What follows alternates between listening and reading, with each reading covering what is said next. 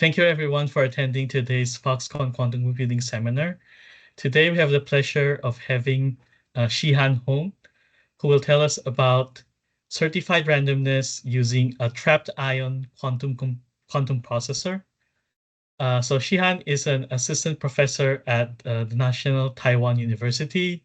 Previously, he did a postdoc in Texas, University of Texas at Austin. He earned his bachelor's degree in electrical engineering at NTU and his PhD in computer science at the University of Maryland. And he's broadly interested in quantum information science and been working on various problems related to computational complexity, quantum cryptography, quantum algorithms, and quantum programming languages. So, Shih-Han, the floor is yours. Thank you. Thank you for this opportunity to speak about this work. So today I'm going to talk about certified randomness from quantum supremacy. And some of you might have heard about the theoretical part of this work before, because the theory paper was out like roughly 2 years ago. And but in this talk, I would like to, in addition to theoretical introduction to theoretical analysis, I would like to report the recent research progress on the experiments.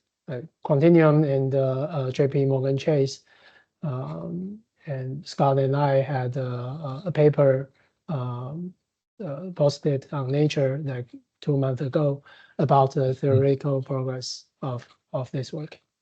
So the second part of the talk will be about the experimental realization of certified randomness. Okay, so I will start it with quantum supremacy. For those of you who haven't heard about quantum supremacy, it refers to a clear speed up between using quantum computer over classical computers. So in this research area, we are focusing on designing new computational problems or tests that can be passed or can be solved using a quantum device, whereas the same problem cannot be solved using any powerful classical computer in a reasonable time frame.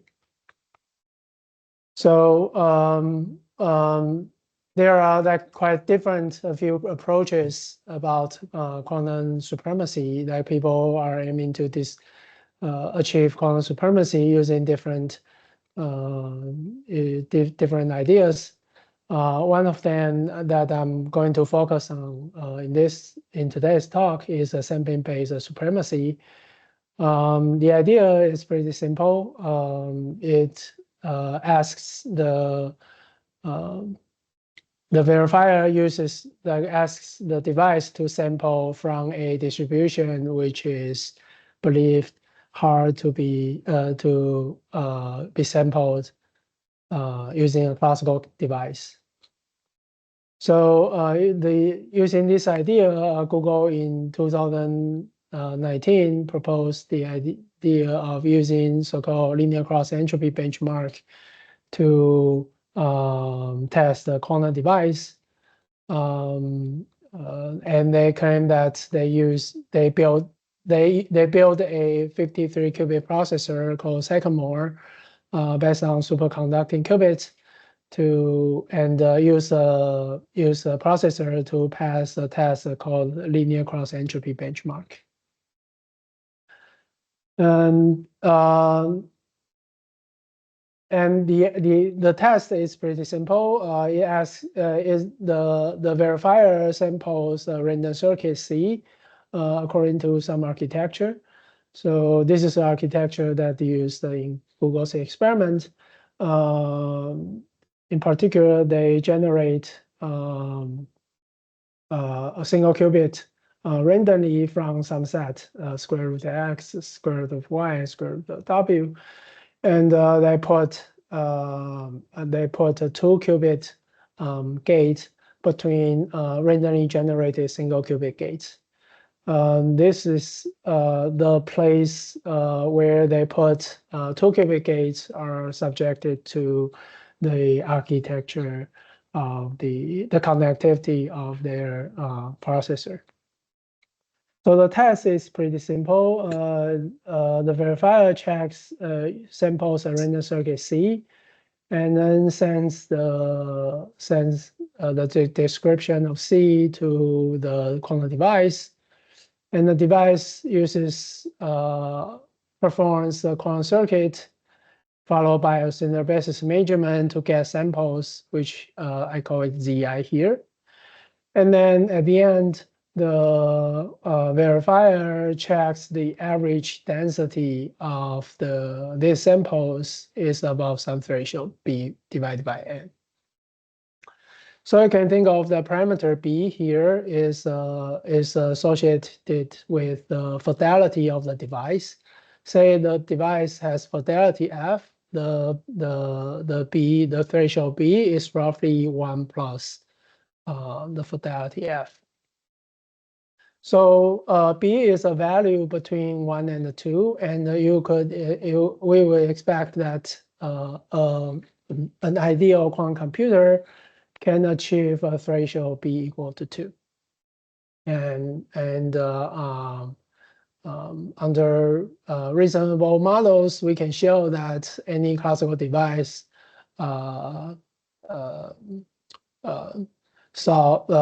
achieve a threshold B, which is bounded above 1, must using exponentially many gates. So this can be used. So this is a promising proposal that we believe to achieve to test a quantum device, and the test can be won using a quantum device which can run a random quantum circuit. So this proposal is promising for near-term quantum devices. So people kind of believe that this is one promising approach that can be done using the device we have nowadays.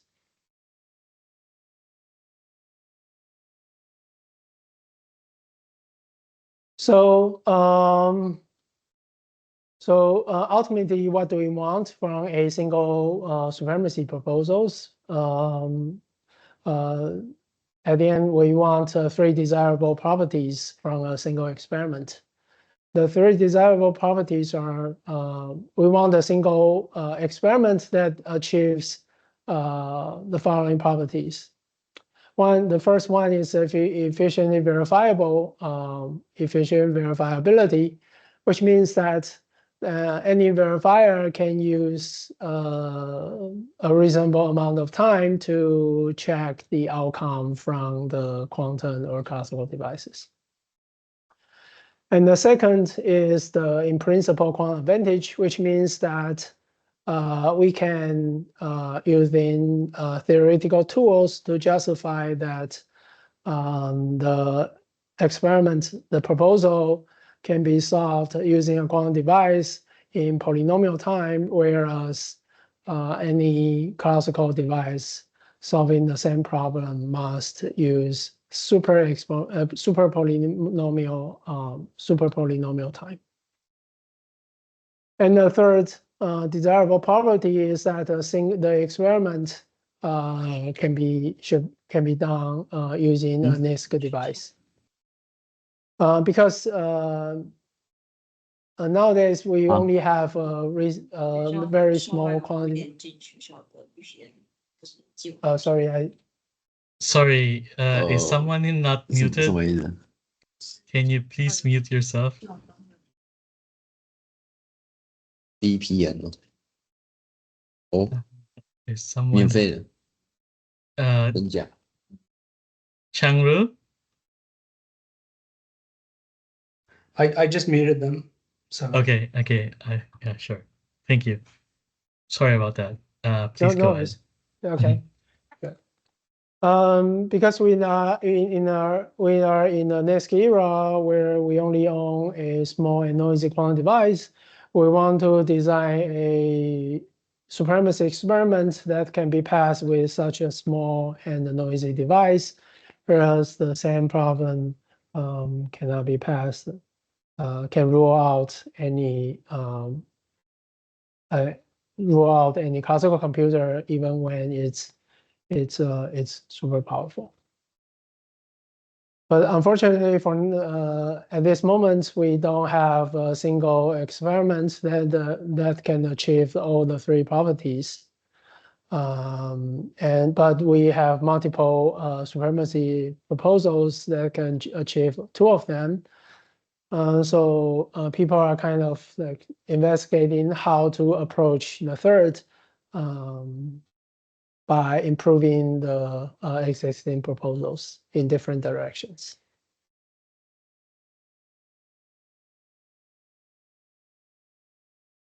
So this is a major open question in this area, but in this talk, I'm going to answer another question, which is, can near-term quantum devices lead to any useful applications? So the goal is that in addition to proving that quantum devices are very powerful, we want to get useful applications from them. So the question is, what other applications can we get out of these supremacy proposals? This is a challenging question because supremacy proposals are designed to separate quantum devices from classical. And when they're designed, they can be very disconnected from any practical applications. So can we get useful applications from them? This is the main problem that I'm going to talk about in today's talk. So in this talk, I'm going to talk about one specific applications that we propose, which is certified random number generation. So imagine that random number generation is a crucial task for modern cryptography and algorithms. So in modern cryptography, we want to ensure that the key generation are from high quality random coins. In modern randomized algorithms, you want the performance of algorithms can be analyzed and proved efficient when the input randomness has high quality. So without high quality random coins, these claims cannot be fully justified. So to generate high quality random numbers, an approach that has been done in today's computing devices is to use a pseudo-random generator. So pseudo-random generator is a deterministic algorithm that takes a short seed, which is assumed to be fully random.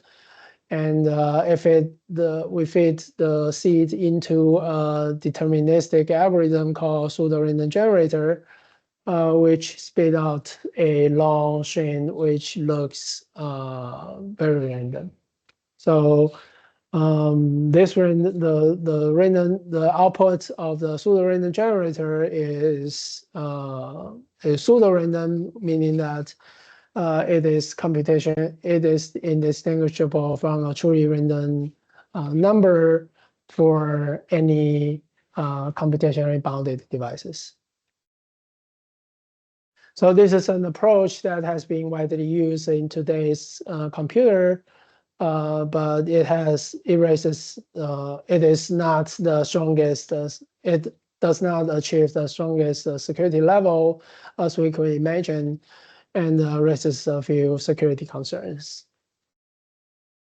So one security concern that's revealed by Snowden in 2013 is that a pseudo-random generator may be backdoored. if the pseudo-random generator is backdoored, then the attackers can use a backdoor to learn the seed. And because the pseudo-random generator is a deterministic algorithm, when the seed is compromised, the output is completely predictable, which is against the purpose of using a pseudo-random generator, because we want the output to be at least unpredictable against the computation-bounded devices. So when the seed is known, even afterwards, we can because the pseudo-random generator is a publicly known algorithm, we can use the algorithm together with a random seed to compromise the pseudo-random bits. So when the pseudo-random bits are used for in cryptographic constructions, the security is no longer guaranteed. So the attackers can use the backdoor to compromise the pseudo-random keys to learn the security messages, for example. So and when the seed is no longer random to it's not random. We do not have the guarantee that the output is pseudo-random, because a pseudo-random generator is secure under the assumptions when the seed is fully random, its output is pseudo-random. So when the output is not pseudo-random, when the seed is not random, the output is not guaranteed to be pseudo-random. So these are the security security concerns from the protocols and the mechanisms that we are using in nowadays computers. So given this, that being said, can we do better? Can we get truly random bits from a short seed, which is provably secure to be truly random more than just pseudo-random? So this is like the security level that's even considered higher than what's been done in using a pseudo-random generator. Can we do better? Can we use a computing device that takes a short seed as the input and output the truly random bits instead of a pseudo-random ones? So one promising approach is to use a quantum device to do that. Remember that if we have a fully reliable quantum computer, we can use, for example, we can use a Hadamard gate, which takes the input zero state as input, and perform a standard basis measurement, which gives you an unbiased quantum. So, but today we don't have a fully reliable quantum computer. We don't have a reliable quantum machine, which allows us to perform a Hadamard gate on a perfect Hadamard gate on a perfectly prepared zero state. And every step can raise some noise. So can we still use noisy quantum devices to output some strings which looks very random to anyone who tries to compromise the construction? So this is a task of certified randomness we are going to talk about today. So to use a quantum device to certify random number generation, this is done usually done in the following two steps. So again, we want to use a short random seed, and in the end, we want to output a very long random string. So the two steps are performed in the following steps. First of all, we we feed in the short random seed into a quantum device, which produces some output, which we call row bits. And we feed the row bits into a randomness extractor to get a long random string. The randomness extractor only has a guarantee that when the input has entropy, has substantial amount of entropy, it can guarantee that the output is very random. It's information theoretically random to uniform distribution. Information theoretically indistinguishable from a uniform distribution. So, but on the other hand, we want to consider the situation where the quantum device may be programmed or backdoored by an adversary who attempts to eavesdrop its output. So the adversary may use a quantum device, program the quantum device, and may share entanglement with it.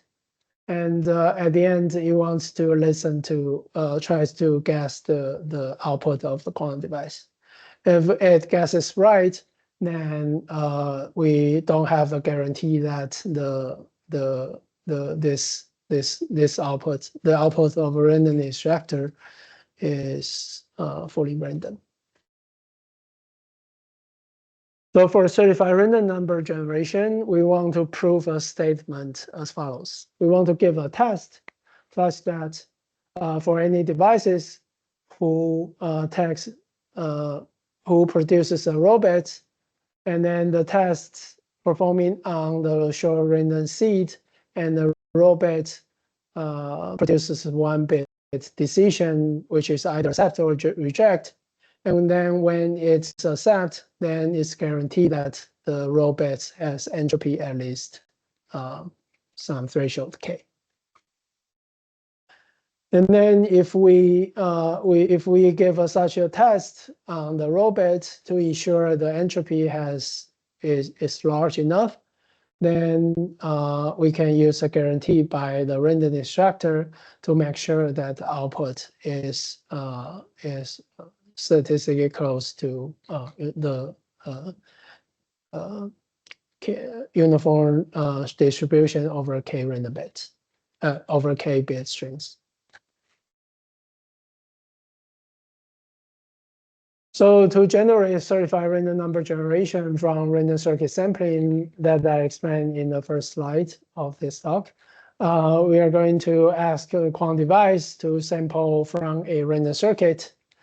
And then we see the outcome as the produced by performing standard basis measurement on the random circuit as a robot.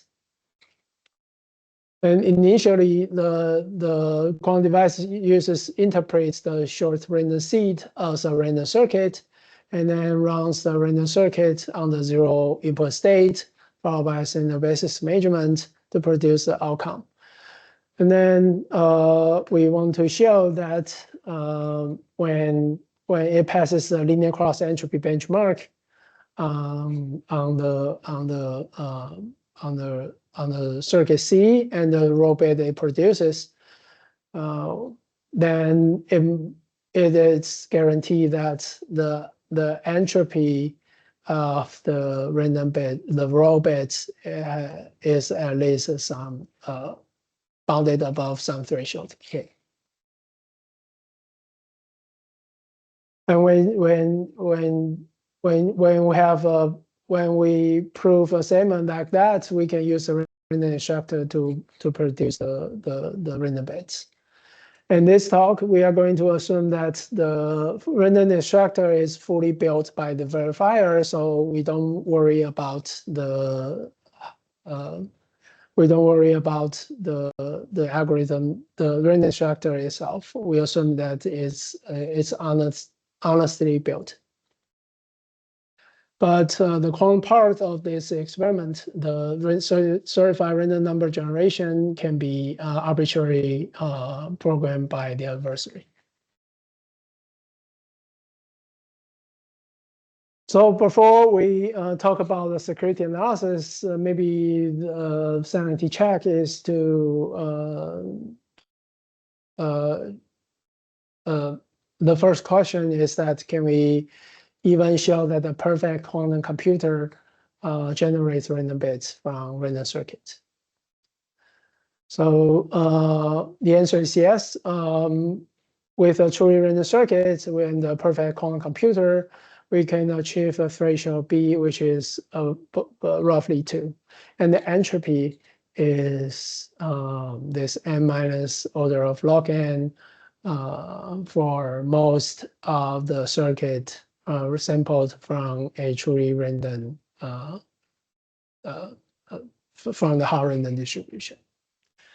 So when it's hard random, we can use properties about hard random unitaries to show that B is roughly 2 and the entropy is roughly n minus order of log n.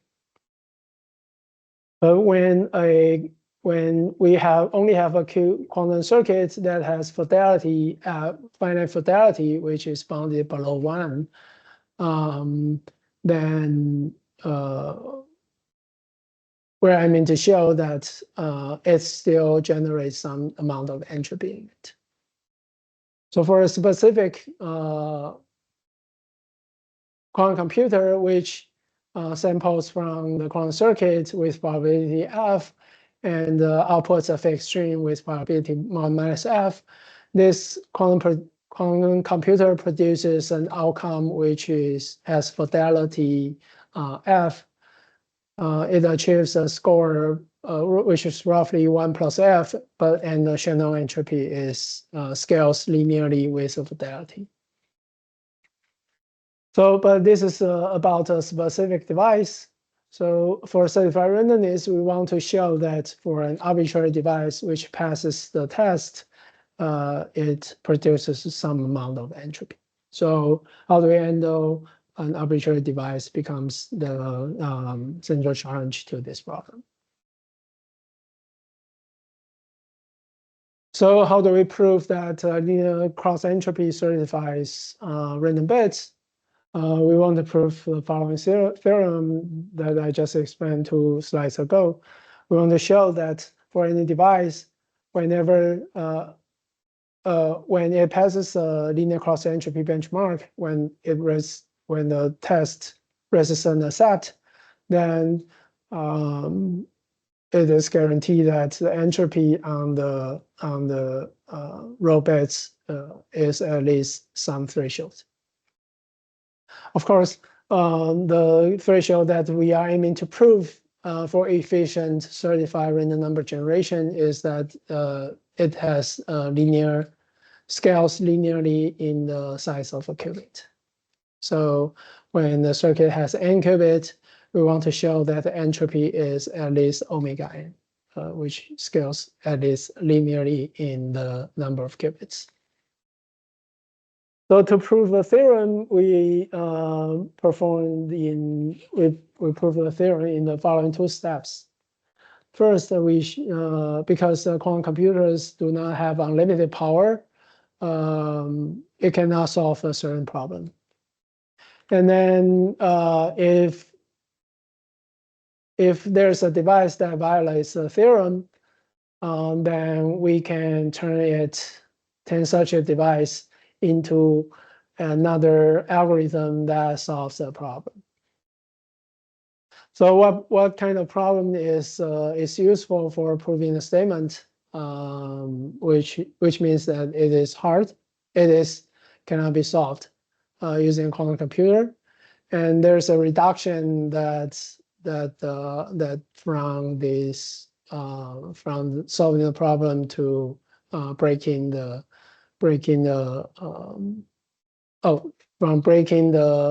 certified randomness guarantees to solving the problem. So Scott Aronson in 2019 proposed an idea using a problem called long list quantum supremacy verification to prove certified randomness for a linear cross entropy benchmark. So the idea it is a decision problem. And the problem is the following. In a yes case, in either the yes case or no case, the algorithm receives m random circuits, which is drawn from the same distribution independently. And then in the yes case, those SIs, the samples, say SI, is sampled from CI. And in the no case, those samples are sampled uniformly from a uniform distribution, which is independent from the random circuit. So the LLQSV problem is to distinguish either whether these samples SI are sampled from CI or it is uniformly distributed and independent of the random circuit. And then we can show that this problem is hard enough so that we can prove the theorem is correct under the assumption that the assumption that the problem is hard enough. And we can justify the hardness in the query model so that it provides an evidence that this problem is indeed hard.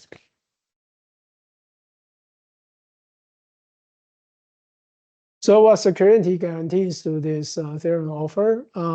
What do we want from the linear cross entropy benchmark proposal?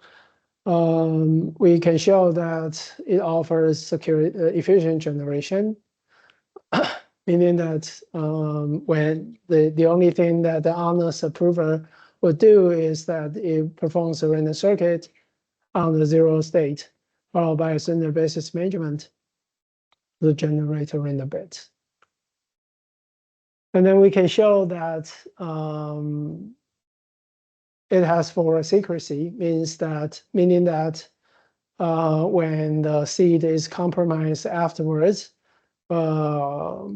we can prove that the row bits still random condition on the knowledge of the input. And then we can show that we can extract randomness from a noisy device, which means that when the device has only finite fidelity, we can still prove entropy law bound.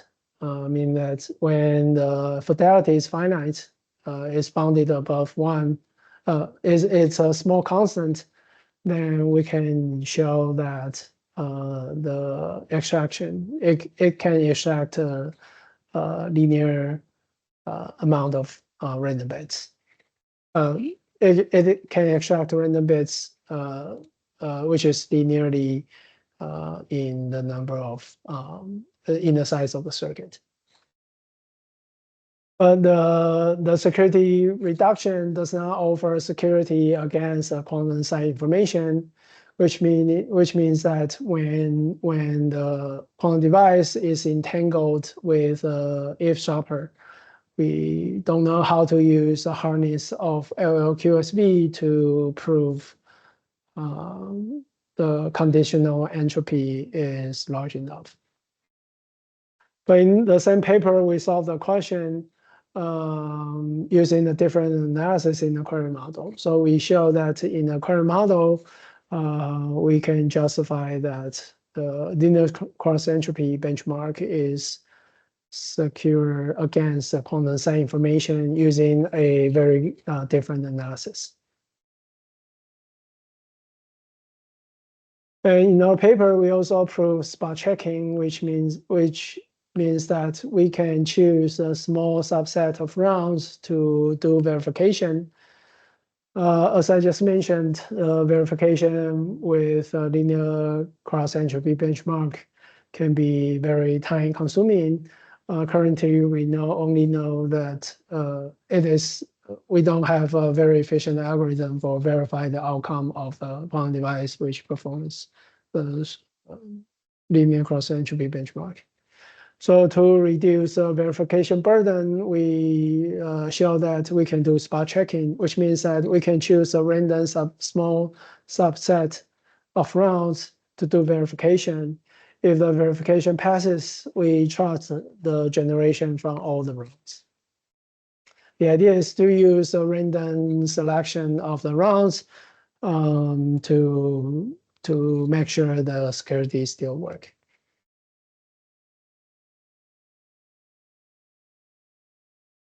And we also prove a pseudo-random generation.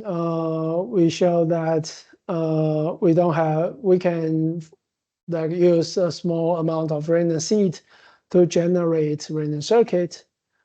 But the pseudo-random circuit generator should be stronger, secure against a stronger computational model, which is called the quantum statistical zero-knowledge protocols. I'm not going to explain the details about this, but we just want to show, I just want to show that we can use a short random seed to generate a random circuit, and the security is still guaranteed.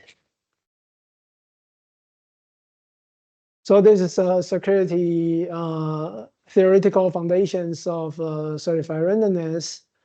And the second part of this talk, I'm going to talk about some experimental demonstrations, which is recently reported on our Nature paper. So in the experiment, we use Quantinuum's H2-1 quantum computer, which is launched in 2024 in this paper. And it is built with 56 fully connected qubits using a trapped ion platform, and with all-to-all connectivity, meaning that we can apply 2-qubit gates on any choices of 2-qubit So previously in Google's experiments, it is not fully connected, in that we can only apply 2-qubit gates on specific pairs of 2 qubits. And then Quantinuum's new processor has 100 times improvement on the fidelity over Google's 2019 Sycamore processor. And it achieves 30,000 times less power consumptions over classical simulation. So compared to existing classical simulation method, it can generate an outcome using much less power. So to use Quantinuum's H2-1 processor to generate random bits, we modify the linear cross entropy benchmark to make random circuit sampling more difficult to spoof. So the modification that we do in our paper is that we use a mixed linear cross entropy benchmark, which is pretty much the same as a linear cross entropy benchmark in Google's paper. Here we generate many different random circuits, and then request the quantum device to generate only one sample for each random circuit. And then the calculation of the threshold is done by averaging over the densities of each sample for each random circuit. So this is a B threshold times 2 to the n subtracted by 1 is pretty much the fidelity that I just explained in Google's experiment. So we modify the linear cross entropy benchmark to make random circuit sampling more difficult to spoof. But we can use spot checking to make verification more efficient than spoofing, because we can choose a small subset of rounds to make sure that quantum device follows the protocol. So the verification burden is not significantly improved is not significantly increased, but spoofing becomes significantly more difficult. So, for quantum easiness, it takes, because the quantum computer samples a random circuit by performing signal basis management on after running the quantum circuit, it takes about the same time to sample from a quantum device. So for quantum easiness, modifying a linear cross entropy benchmark to use many random circuit doesn't change the amount of time that's needed from a quantum device. So in protocol, we sample the random circuit and send the circuit description to the quantum server. And we request the quantum device to respond in a short amount of time, set TQC here. And if it doesn't produce an outcome in TQC in this time threshold, then we just reject and abort. So we repeat the process over and over, and then choose a subset of rounds to certify, to make sure to do verification. So so this is pretty much the protocol, which is not very different from what we propose in our theory paper, except that we modify the test itself to make the spoofing more difficult. So in our paper, we consider a limited adversary model for a finite size experiment. So in the finite size experiment, we consider a adversary who quantumly samples small subset of its output. So say amount 100 samples, it chooses some of them to quantumly sample from the random circuit, and the other is generated from some spoofing procedure. So here, say we ask the quantum device to sample M circuit, it chooses some circuit to quantumly sample, and for the others, it just uses spoofing algorithms to generate all the other samples. So, and then we can show that any quantum devices responding in the time threshold must have used a quantum circuit to generate its many samples. So it has to, a significant fraction of the samples must be from the quantum device. So which means that the fidelity cannot be too small, and the entropy should be large enough. And then in the supplemental material of our paper, we also provide theoretical justification for a mixed linear cross entropy benchmark. And then we show that asymptotically, this modified test can also certify randomness. So yeah, so this is pretty much what we have done in our paper. And sorry, here I skipped some of the experimental details, just explaining the ideas in a very high level. Part of the reason is that I'm not experimentalist. I'm not fully aware of all the physical realization details down to the most bottom levels. So, so to wrap up, in this talk, I have explained certified randomness, some theory about it, and the recent research, the experimental progress that we reported. And there are some future directions that I would be very interested in pursuing. So one of them is that can we consider a more general adversary model for finite size experiment? So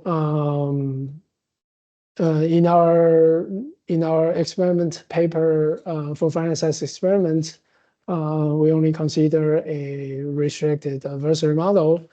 Yeah, can we consider a more general adversary model for finite size experiments? So can we give rigorous analysis for practical random circuit ensembles? So in our theory paper, we just assume that the random circuit is very random. It's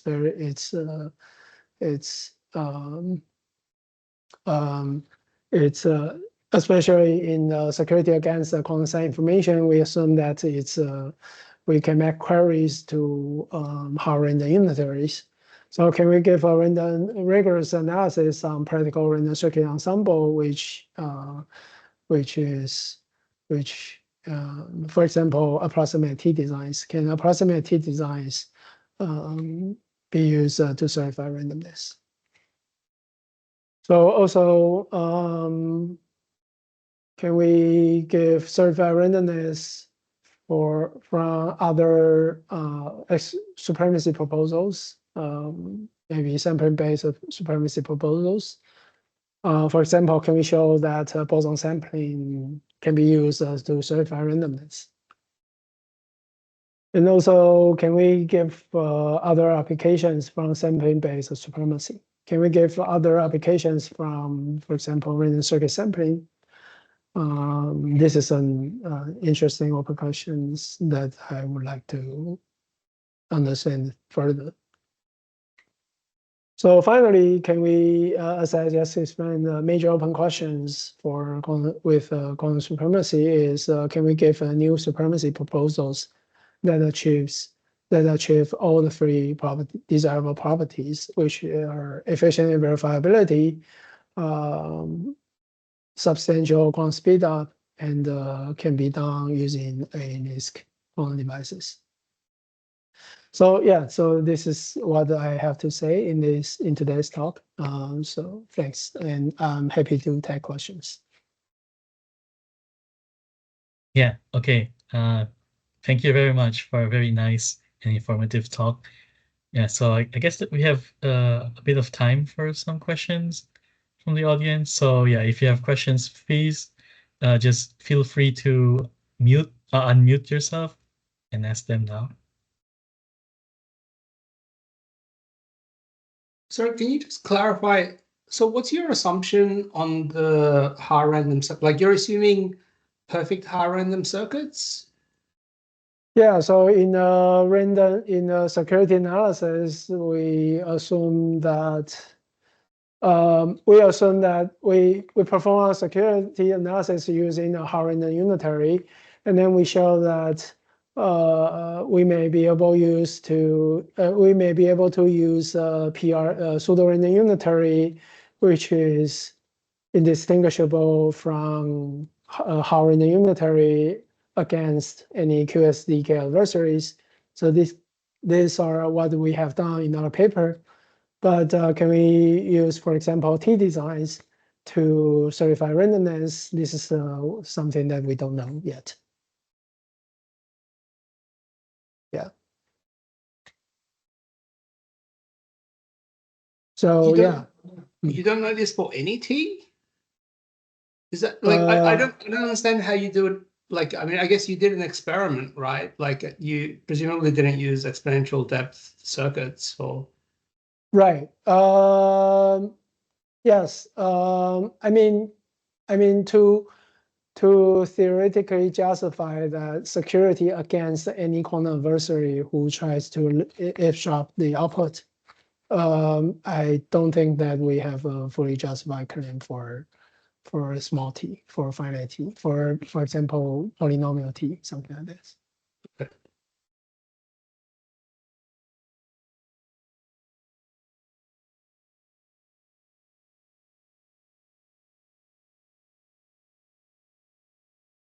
Right, I guess. Is there anyone else?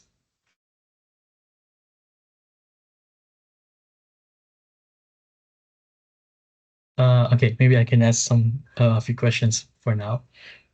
So I think earlier you said that okay, let me check what I write. So when you do the spot checking, like this is because the verification is not efficient. Is that right? That's So right. you Yeah, want part to yes. okay. Part of the reason is that, but I know that in Bell experiments they also use spot checking.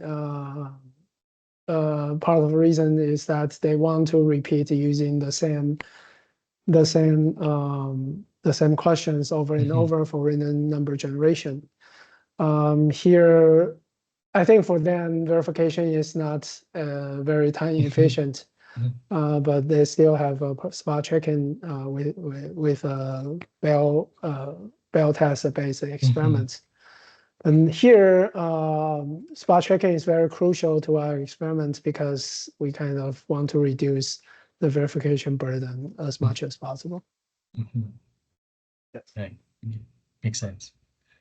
Yeah. Okay, maybe I can. So, where's the question I had earlier? I think like earlier you mentioned something like so if you have certain number of raw bits, then the entropy will be linear in this.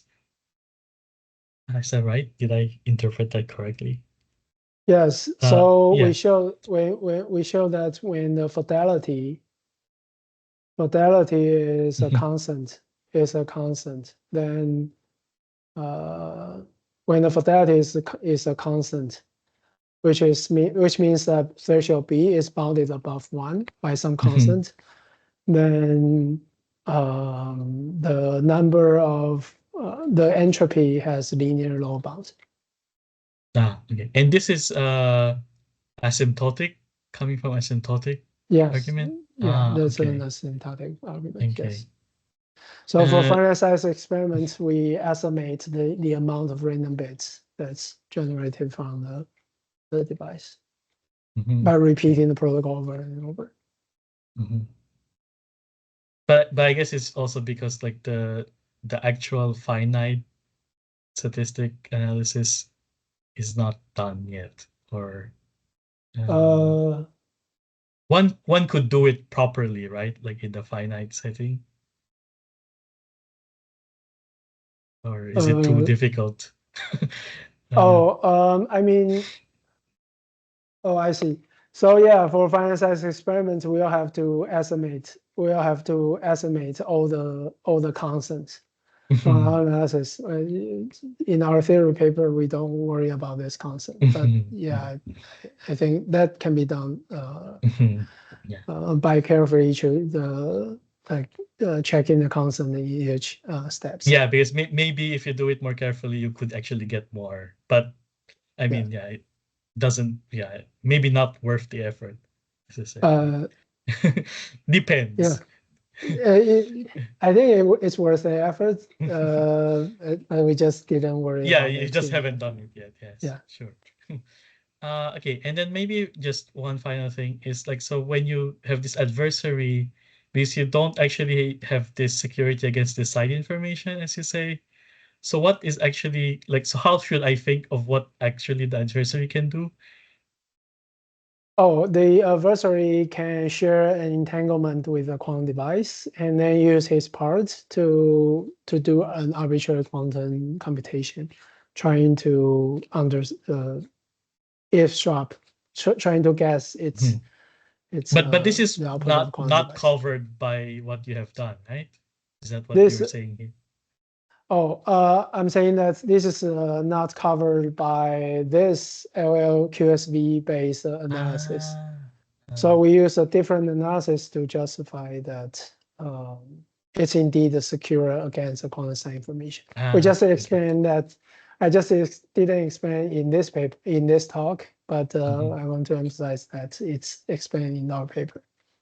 Ah, okay, I see.